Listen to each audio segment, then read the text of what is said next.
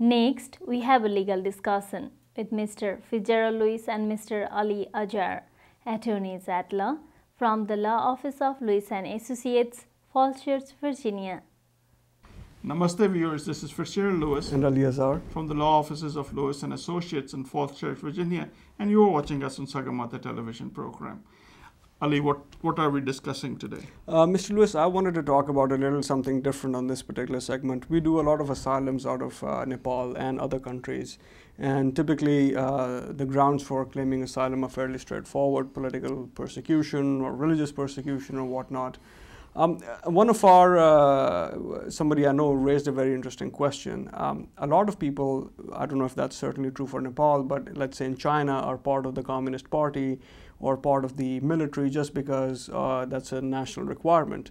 Let's say you have a situation where there's an individual who has worked for the Maoists and who now seeks to file asylum in the United States.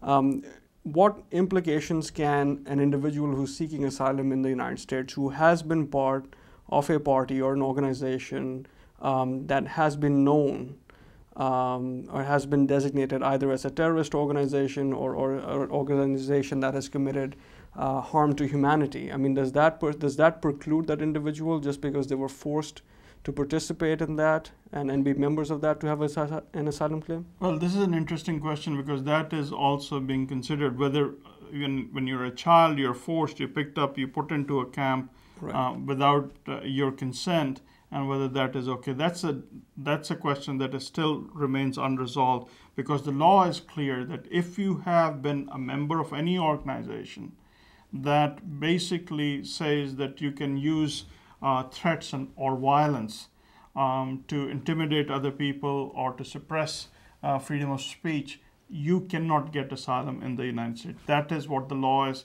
Now, the interesting twist that we're just talking about is the fact that if you are somehow taken in and you have no choice, is that enough? Currently, as we see it, the law is that yes, that still will prohibit you from getting asylum in the United States.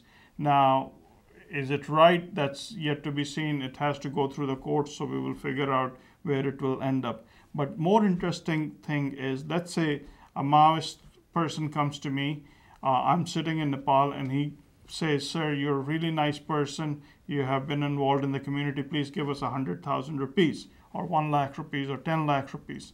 I say, no, I'm not going to do it. They come back in again and they say, look, we can do a lot of harm to you. Right. And I say, look, I don't believe in your thing, but I want peace. Here's your 10 lakh.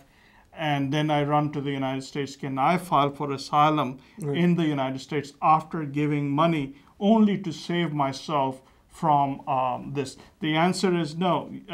We have had several cases that have come down which says that, look, irrespective of there was one case where they came in and they put a gun to his head and he ended up giving the money. Once he gave the money, the United States government took the position that that is not. So I think it's an interesting situation. I don't know what the final outcome is going to be, but if you are going to be a member of any party, whether you do it intentionally or unintentionally, but if you're going to side with a terrorist, then there is no place for you in the United States. That's what seems to be what the government is saying. Whether it is the right way to do it or the wrong way to do it, you have to decide. But that's where the law stands as of now. This is Fitzgerald Lewis and Ali Azhar saying goodbye and God bless for now. Thank you.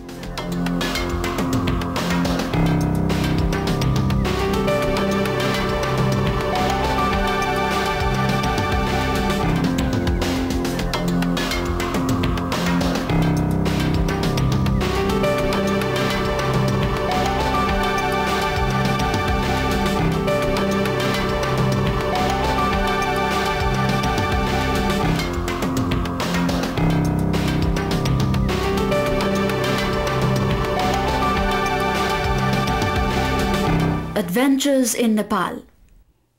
Well, this is all for today. We hope you have enjoyed our program. Now, it is time to conclude today's program with this beautiful Nepali dance. See you next week. Until then, I'm Sharmila Upreti saying goodbye and namaste.